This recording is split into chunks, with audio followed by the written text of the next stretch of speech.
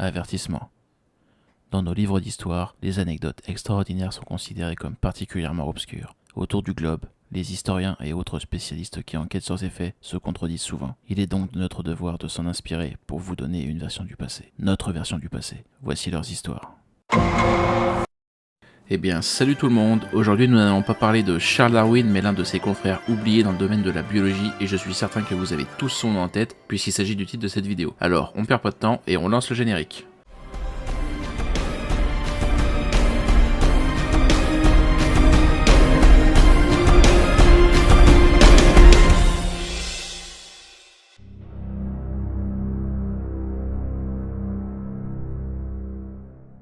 Alfred Wallace, de son nom complet Alfred Russel Wallace, naît le 8 janvier 1823 et meurt le 7 novembre 1913. Alfred Wallace est donc un naturaliste, géographe, explorateur, anthropologue, biologiste, mécanicien, charcutier, plombier, électricien et cordonnier. Alors vous vous dites sûrement que cet homme-là il a tout fait dans sa vie. Enfin au final, beaucoup de casquettes pour dire sensiblement la même chose. À l'époque, l'élite intellectuelle était un peu touche à tout. Mais ce qui nous pousse à nous intéresser à Alfred, c'est avant tout pour son côté fondateur dans pas mal de choses qui concernent la faune et la flore, y compris dans la fameuse théorie d'évolution de Charles Darwin. Mais bon, comme on dit, mollo lastico, on va pas brûler les étapes et on va commencer par le commencement. Né dans le village de Lambaddock, près d'Usk, dans le pays de Galles, il est le 8e des 9 enfants qu'eurent Thomas Vere Wallace et Mary-Anne Greenell. Autant vous dire que fallait pas être pressé à la salle de bain avec une famille pareille. À l'âge de 5 ans, ils déménagent tous à Hertford, au nord de Londres, où Alfred y entreprendra plus tard ses études à la Hertford Grammar School, avant d'être obligé de se retirer en 1836 pour cause de difficultés financières. Car bon, la famille Wallace allait pas non plus sous les ponts, mais on peut pas dire que son père soit une lumière lorsqu'il s'agit de prendre des décisions financières avec ses terres familiales. Et oui, n'est pas Rothschild qui veut. Alors, heureusement Alfred, il peut compter sur ses frères, il va enchaîner des petits boulots dans le bâtiment grâce à l'un d'eux, John, avec qui il va notamment vivre avant de devenir apprenti géomètre, et ensuite il va déménager chez son autre frère, William, en 1837. Autant vous dire que c'est un adepte du couchsurfing. Au cours de ces 6 années, Alfred va déménager 2-3 fois et effectuer des travaux d'arpentage, c'est-à-dire de la délimitation de terrain, principalement agricole dans l'ouest de l'Angleterre et au Pays de Galles pour l'entreprise de son frère avant qu'elle soit en déclin, suite aux difficiles conditions économiques du pays à l'époque. Et donc ça va pousser Wallace à partir en janvier 1844, et c'est franchement à se demander si Wallace c'est pas le chat noir de cette famille quand même. Bref, après un court passage à Pôle emploi, pour les deux du fond c'est une blague, ça n'existe pas, Alfred Wallace finit tout de même par rapidement trouver du travail en tant que professeur au collège de Leicester, où il enseigne le dessin, la cartographie et la topographie. C'est bien tout ça, c'est bien. Il en profite alors pour se cultiver énormément à l'aide de la bibliothèque de son lieu de travail et fait ami-ami avec un prodige de la zoologie, l'entomologiste Henry Bates. Et alors je vous vois venir, vous allez tous me poser la question, il n'a aucun lien de parenté avec Norman Bates de Psychose. Donc là, le Alfred, tranquillo, si cela coule douce jusqu'en 1845, où la mort de son frère aîné William va le pousser à reprendre le cabinet qu'il l'a vu grandir en tant qu'apprenti géologue à l'aide de son frère John. Et la famille Wallace n'étant toujours pas plus chanceuse en termes de business florissant, la boîte finit par être totalement liquidée après quelques mois d'efforts acharnés. Mais comme toujours, Alfred rebondit face à l'échec et trouve rapidement un nouvel emploi dans la conception d'un chemin de fer.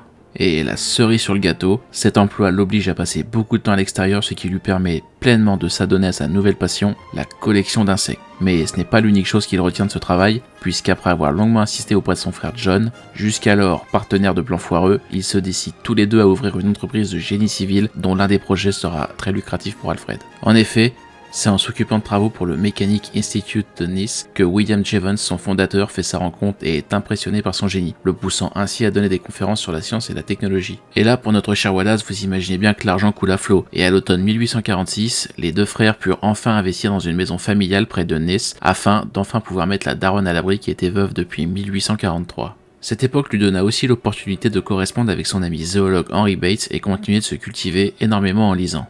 Car à force de lire des récits de naturalistes qui explorent le monde comme ceux d'Alexander von Humboldt, Charles Darwin et William Henry Edward, Alfred Wallace finit par avoir envie de voyage lui aussi. Bien entendu, les deux compères ne vont pas uniquement se limiter à la capture d'animaux et vont surtout en profiter pour remplir leur carnet de voyage d'études et analyser le terrain aussi bien de la faune, de la flore et des civilisations locales. Après une première année près de Belém, les deux aventuriers en herbe vont se séparer pour mener leur aventure chacun de leur côté, en prenant le temps de se croiser de temps en temps afin de partager leurs découvertes respectives autour d'une petite mousse. En 1849, un autre jeune explorateur et botaniste, Richard Spruce, les rejoint ainsi que Herbert, le plus jeune frère de Wallace qui mourut malheureusement 2 années plus tard de la fièvre jaune. Et oui, je sais que je me répète, mais Alfred Wallace a vraiment le cul bordé de nouilles.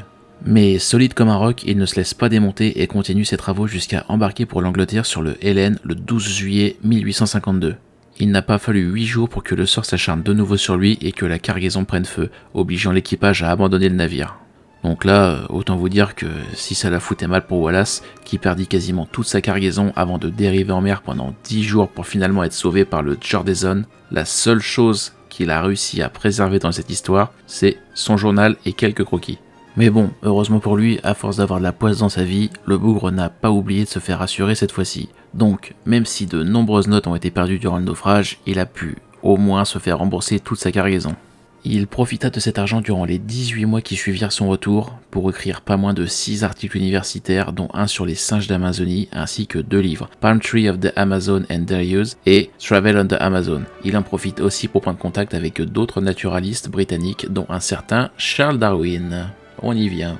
Et comme le Alfred, c'est un homme qui recule jamais face aux échecs et à l'adversité, il repart aussitôt en expédition, à peine après en avoir fini avec le Brésil, pour cette fois-ci s'attaquer à l'archipel malais ou Inde orientale. C'est donc de 1854 à 1862 qu'Alfred Wallace part dans ce que nous pourrions appeler aujourd'hui la Malaisie et l'Indonésie pour recueillir de nouveaux spécimens destinés à être vendus et aussi pour étudier une nouvelle fois la nature environnante. Il collecta d'ailleurs pas moins de 125 000 spécimens dans l'archipel malais, dont quelques 80 000 coléoptères ainsi qu'un certain millier d'espèces jusqu'alors inconnues. La plus célèbre description de ces derniers étant celle d'une grenouille volante autrement appelée Rhacophorus nigropalmatus. Ça envoie. Après ça, il fit le récit de son aventure dans de Malay Archipelago en 1869 et y développa notamment son hypothèse sur la frontière biogéographique aujourd'hui appelée la ligne Wallace. À son retour en Angleterre en 1862, Alfred Wallace reprend le couchsurfing chez sa sœur Fanny et son mari Thomas, le temps de réorganiser sa vie et partager son expérience lors de nombreuses conférences. Il se fait de nouveaux amis comme Charles Lyell et Herbert Spencer ainsi que Charles Darwin. Il continua sur cette voie durant les années 1860 en écrivant des articles et entretenant des correspondances avec Charles Darwin au sujet de la sélection sexuelle, l'apocématisme ainsi que des effets possibles de la sélection naturelle avant de s'intéresser au spiritisme en 1865. Pire encore, malgré sa popularité dans le milieu scientifique, il ne parvient pas à rebondir en trouvant un travail comme par exemple conservateur de musée. Darwin, ayant conscience des difficultés financières de son ami de longue date, fit pression assez longtemps auprès du gouvernement pour lui permettre d'obtenir une pension grâce à ses contributions à la science. Pension qu'Alfred finit par obtenir en 1880 à hauteur de 200 livres sterling. Pour l'époque, ça représente une très belle somme. Cette pension annuelle couplée aux revenus tirés de ses livres lui permettent enfin de stabiliser ses finances. En avance sur son temps, il alla même jusqu'à écrire sur d'autres sujets de société polémiques à l'époque, comme le soutien au droit de vote des femmes ou les dangers et le gaspillage du militarisme. La seule chose qui arrêta son engagement pour des causes sociales fut sa mort, qui advint quelques semaines après la publication de son livre The Revolt of Democracy. Sans pour autant oublier de continuer de publier au sujet de ses premiers amours avec la suite de Geographic Distribution of Animals en 1880, Island Life en novembre 1886, il continua même de voyager du côté des États-Unis pour y donner une série de conférences. La plupart abordant le thème du darwinisme ainsi que la biographie, la réforme sociale et économique et même le spiritisme. Un vrai couteau suisse. Ce voyage lui a permis de revoir son frère de galère John qui avait immigré en Californie des années auparavant ainsi que la botaniste Alice Eastwood pour explorer la flore des montagnes rocheuses. Exploration qui servit à récolter des preuves lui permettant d'affirmer sa théorie selon laquelle la glaciation pourrait expliquer certains points communs entre la flore des montagnes européennes, asiatiques et nord-américaines. Théorie qui fut publiée en 1891 dans l'article English and American Flower. Et pour finir, Wallace meurt modestement le 7 novembre 1913 à Old Orchard, dans sa maison de campagne à l'âge de 90 ans. Certains de ses amis suggèrent qu'il soit enterré à l'abbaye de Westminster, à la manière du Panthéon français, mais sa femme refusa, souhaitant respecter le dernier vœu d'Alfred d'être enterré au petit cimetière de Broadstone, dans le Dorset. Toutefois, pour lui rendre hommage, plusieurs scientifiques britanniques décidèrent de former un comité pour qu'un médaillon à l'effigie de Wallace soit placé dans l'abbaye de Westminster, près de celui de Darwin. Chose qui sera fait le 1er novembre 1915. Voilà, j'espère que cet épisode vous aura plu, j'espère que... Quoi ? Pardon ? La théorie d'évolution dans tout ça ? Ah oui, c'est vrai, j'ai complètement oublié d'en parler. Bon bah tant pis, ça sera pour une prochaine fois. D'ici là, portez-vous bien, n'hésitez pas à laisser des commentaires, à vous abonner, et on se dit à dans 2 semaines. Bye.